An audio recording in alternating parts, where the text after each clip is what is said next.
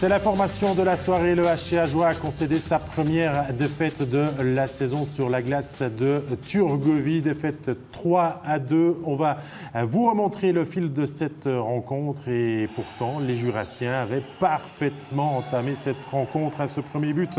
Mathieu Schaffner, 4 minutes 10. Wally Hubert profite certes, on en a déjà parlé, on va en rediscuter de ce joueur au sol, mais il permet de mettre les Jurassiens dans de bonnes conditions, surtout après une première infériorité numérique. Ils avaient dû tuer d'entrée et ensuite ils sont allés pied au plancher ouvrir le score. Ouais, c'est le but qui doit donner confiance à l'équipe avec un vrai geste de buteur, un joueur en confiance. C'est ce que Gary attendait de lui d'ailleurs sur cette saison. Et ça doit donner confiance à l'équipe, ça donne confiance sur la première période, mais ensuite ça s'évapore. Voilà, on a discuté à Geoffrey Vauclair de ce but. Stéphane Maïr a demandé des comptes aux arbitres, mais finalement le jeu n'a pas été arrêté à juste titre. Ils auraient pu l'arrêter, les hommes zébrés, quand Turgovie a récupéré le puck. Ça n'a pas été le cas, Ajoie a joué le coup.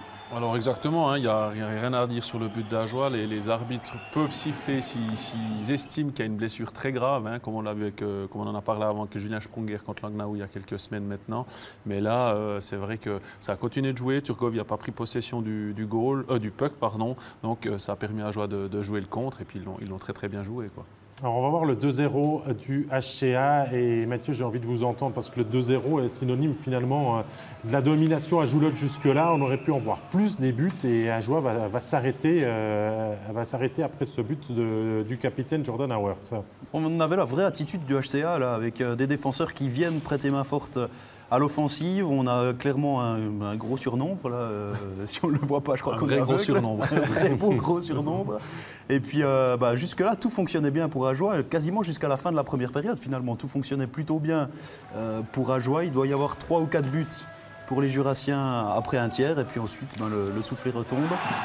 Avec ce but-là qui fait quand même mal. Et cette réussite-là signale Torfer qui met un peu le doute dans l'esprit des Jurassiens en se demandant si on peut vraiment faire confiance au dernier rempart.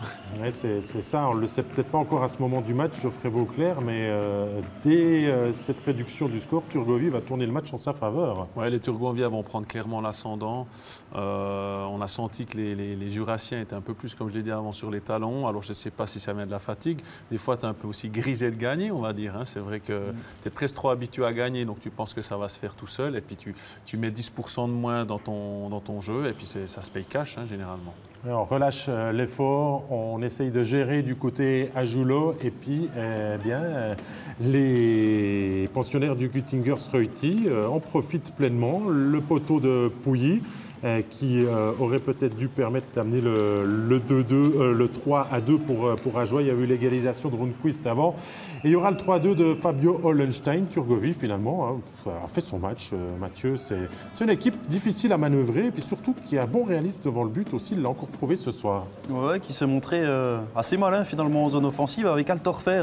Là encore, qui crée le décalage, qui attend la montée de l'ailier de Merola, qui arrive à créer le décalage. Il est présent sur les 3 buts. On en parlait en avant-match, un joueur qui arrive de Viège, qui joue deuxième bloc sans les étrangers et qui est top scorer. Et c'est en bonne partie lui qui fait tourner le match ce soir.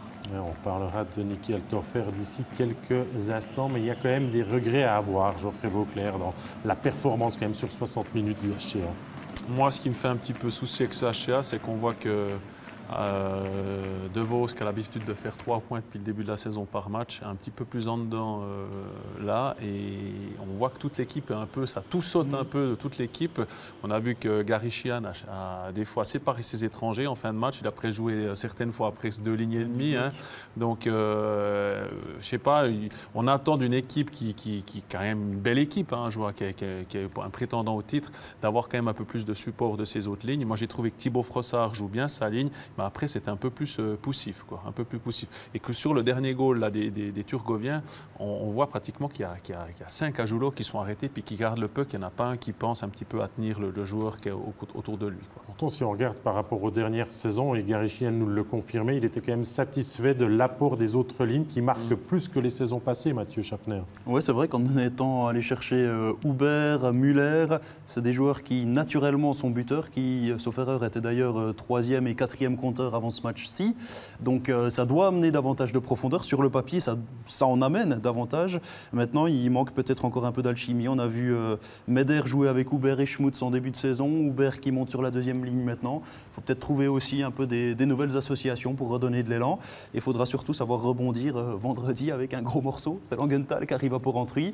Et ça sera peut-être là le premier gros test du HCA cette saison. C'est vrai, hein, on verra ça bien sûr avec le résultat à suivre. Qui a été le meilleur joueur du match? Vous allez savoir avec le MVP.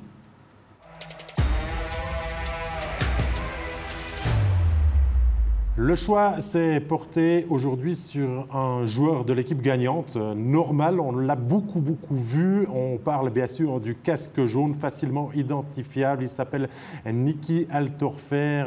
Geoffrey Vauclair, aujourd'hui, 1 but, 2 assists pour lui. Ouais, il était alors sur le premier goal, il est un petit peu chanceux parce qu'il y a Joe Howard qui touche un peu son puck quand il shoot, mais sur les 2 décalages qu'il fait, les 2 assists qu'il fait sur les deux derniers goals de Turgovie, franchement super quoi. Il attire toute la défense avec lui de Ajoie. Et puis quand on parlait justement d'Ajoie, il me semble que le souci c'est pas de marquer des goals. Ajoie, c'est peut-être qu'ils en reprennent trop depuis le début de la saison. Peut-être que trop marquer ces goals, ça cachait un peu le problème défensif. Et là, sur ces 2 actions, on a vu qu'Altorfer mettait la défense d'Ajoie en difficulté, quoi. On va récapituler ce qu'il y a eu depuis hier en Swiss League, résultats et classements dans ce championnat qui se resserre. Vous allez le voir d'ici quelques instants. Hier, victoire de Chaux-de-Fonds face à Winterthur 3-1. Victoire difficile, mais victoire quand même de Cloton face aux Ticino Rockets. Viège qui bat Holton et qui va se relancer avec cette victoire. Les Getsek Lions s'inclinent à la maison 4-3 face à Langenthal. Ce soir, Sierre s'est bien battu, mais perd d'un petit but face à la Zug Academy. Et le résultat entre Turgovie et Ajoie, vous le connaissez. Du coup, au classement, Ajoie reste leader, mais regardez derrière, Turgovie se replace 2e à un petit point. Cloton aussi est là, Langenthal, Chaux-de-Fonds. Il y a vraiment 5 équipes qui se détachent et le HC Sierre qui glisse à la 10e place après 2 succès en début de saison. On avait aussi une rencontre en National League ce soir. Lausanne, dans sa Vaudoise Arena, accueillait Rapperswil. L'occasion de signer peut-être un premier succès officiel dans sa patinoire après la victoire contre les Philadelphia Flyers lundi. Et ça a été chose faite avec un succès 4-1.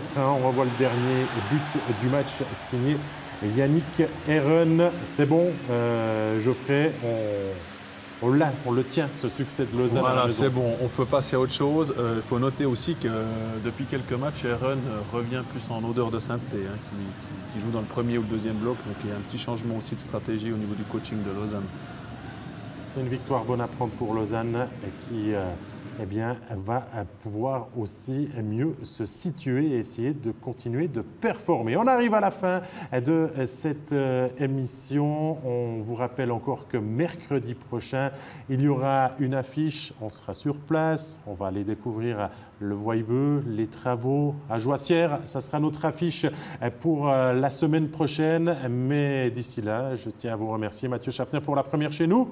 Merci à vous, avec grand plaisir. Et Geoffrey Vauclair, toujours fidèle au rendez-vous. Merci aussi à la régie et à vous, chers téléspectateurs, de prendre ce rendez-vous de la Swiss League le mercredi. On se retrouve d'ici 7 jours. D'ici là, portez-vous bien. Bye bye tout le monde.